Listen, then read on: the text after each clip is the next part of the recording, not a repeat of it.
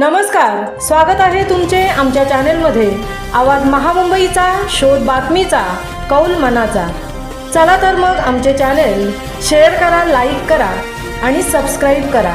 धन्यवाद। बम बम भोले, हर हर महादेवच्या गजरात त्र्यंबकेश्वर दुमदुमले।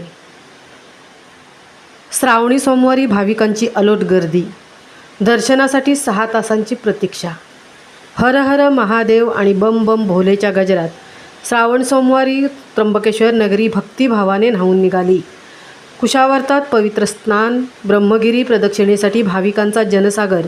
12 ज्योतिर्लिंगांपैकी एक असलेल्या त्र्यंबकराजाच्या दर्शनासाठी आज हजारो भाविकांनी गर्दी केली।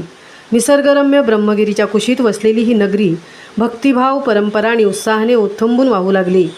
पहाटे 4ला त्र्यंबकराजाचा जलाभिषेक व दुग्धाभिषेक करून मंदिराचे दरवाजे भक्तांसाठी खुले झाले। दर्शनासाठी लागलेल्या रांगा मंदिराच्या मुख्य प्रवेशद्वारापासून नाथपंथी आखाड्यापर्यंत पोहोचल्या होत्या। सरासरी 5 ते 6 तासांचा कालावधी भक्तांना दर्शनासाठी लागला। हातात बेलपत्र, फुलांची टोपली, माळा घेऊन भाविक तासनतास उभे राहूनही हर हर महादेव, जय भोले, बम बम भोले या जयघोषात मंत्रमुग्ध झालेले दिसले। दर्शनानंतर भाविकांनी पवित्र कुशावर्त तीर्थात स्नानासाठी मोठी गर्दी केली। या स्नानानंतर त्र्यंबकेश्वर यात्रा पूर्ण होते असा समज आहे। दुपारी 3 वाजता रथदर्शनासाठी पुन्हा एकदा मोठ्या संख्येने भाविक जमले। गोदावरी नदीचा उगम असलेल्या ब्रह्मगिरी पर्वताची प्रदक्षिणा करण्यासाठीही भक्तांची प्रचंड लगबग होती।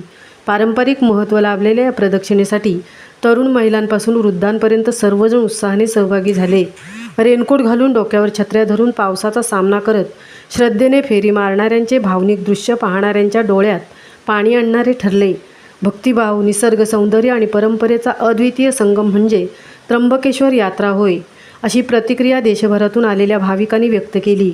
यंदा 4थ्या सोमवारी अपेक्षेपेक्षा जास्त गर्दी झाल्याचे स्थानिकांनी सांगितले।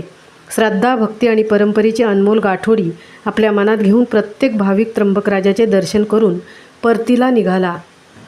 आवाज महामुंबईचा चॅनेलसाठी निलेश फुंडेंसह तृप्ती भोईर, त्र्यंबकेश्वर।